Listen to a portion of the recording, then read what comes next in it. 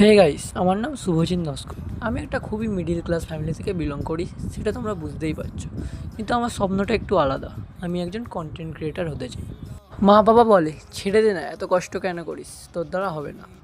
আমারও একদিকে এসে মনে হয় যে মা বাবা ঠিকই বলে, আমার দ্বারা এটা হবে না। কিন্তু ছাড়তে পারি না জিনিসটাকে, এটাকে আমি মন থেকে চাই। আমার ভিডিওতে সেরকম ভিউজ হয় না, খুব জোরে 100 কি 200 ভিউজ হয়। আর 100-200 ভিউজের মধ্যে কেউ যদি আমার ভিডিওতে লাইক করে না, এই একটা লাইকই আমার একটা মোটিভেশন।